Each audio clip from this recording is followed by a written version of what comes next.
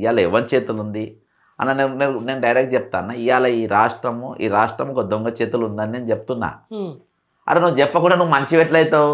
ఈ రాష్ట్రం ఎవరి చేతులు ఉంది? ఎసొంటోని చేతులు ఉంది? సమాధానం ఎట్లొస్తున్న బూతులా మాట్లాడేది?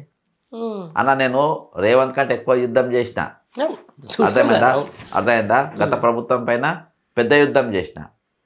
నాకు యుద్ధం చేసినాక ప్రభుత్వం మారినాక నీ వాల్యూస్ ఎట్లున్నాయి, ఆయన వాల్యూస్ ఆయన ఎట్లున్నాయి కంపారిజన్ వస్తుంది. అర్థమైందా? ఇప్పుడు నిన్ను నమ్మి నీకు అవకాశం వచ్చింది. నీ పరిపాలన ఎట్లుండాలి, నువ్వు ఏ విధంగా ప్రజలకు అందుబాటులో ఉండాలి, నువ్వు తీసుకొచ్చిన మారిపోయింది. నువ్వు ఎక్కడ నీ దగ్గర అడ్వైజర్లు ఉన్నారు అన్న. రాజశేఖర రెడ్డి గారి దగ్గర ఒక అడ్వైజర్ ఉండే, కేవీపీ రామచంద్రరావు. ఆయన సింగిల్గా ఏపీని మొత్తం ఇచ్చేసి ఈయన మీద రాళ్ళు పడేటి, ఈయన మీద రాళ్ళు పడేటి, రాళ్ళే ఎవడు చూడు తిట్టేటోడే, పూలేమో ఆయన పడేది. సరే ఇది అడ్వైజర్. నీ దగ్గర అడ్వైజర్లు ఉన్నాడు, నీ దగ్గర అడ్వైజర్కి ఇచ్చిన సలహాలేంది? ఎవడన్నారే బూతులు మాట్లాడద్దు అన్న దగ్గర ఇప్పటికీ ఆయన మాట్లాడిన బూతులు 20 మీటింగ్లలో 20 రకాల బూతులు ఉన్నాయి నా దగ్గర.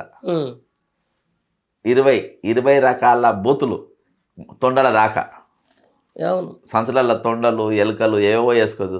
అరే ఏం భాష అవి నాకు అననికి కూడా అసహ్యం అనిపిస్తుంది.